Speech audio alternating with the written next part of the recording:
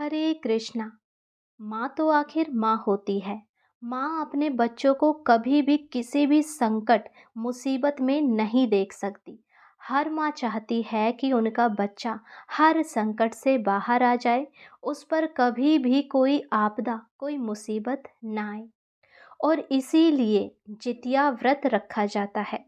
जितिया व्रत एक ऐसा व्रत है जिसको करने मात्र से संतानहीनों को संतान की प्राप्ति होती है, और जिनके संतान हैं उन संतानों पर आने वाली सारी मुसीबतें टल जाती है।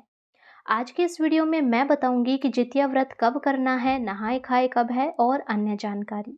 कठिन व्रतों में से एक व्रत जितिया व्रत भी होता है, जो 3 दिनों तक चलता है। 13 सितंबर को नहाए खाए है, 14 सितंबर को व्रत रखा जाएगा और 15 सितंबर 2025 को पारण किया जाएगा।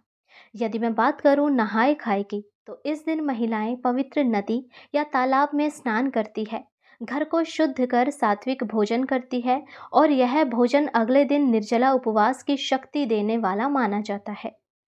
व्रत का मुख्य दिन आएगा 14 सितंबर 2025 को। इस साल व्रत की शुरुआत होगी सुबह 5:04 से और समाप्ति होगी 15 सितंबर की सुबह 3:06 पर। माताएं इस पूरे दिन निर्जला व्रत रखती है, यानी अन्न जल सबका त्याग।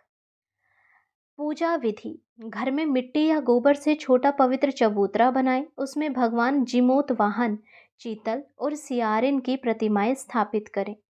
व्रत कथा का श्रवण करें और संतान की लंबी आयु के लिए प्रार्थना करें।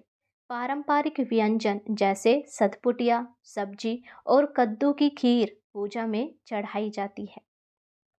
15 सितंबर यानी कि अगले दिन सुबह व्रत का पारण किया जाएगा।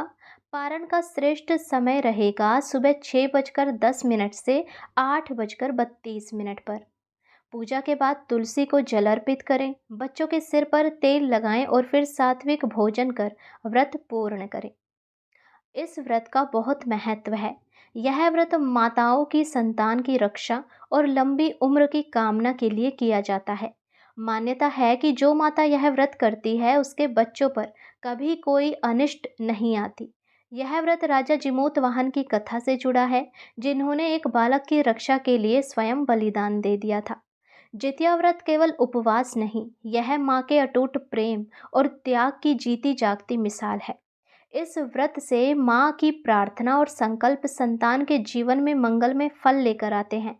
आप सभी माताओं को जितिया व्रत की हार्दिक शुभकामनाएं।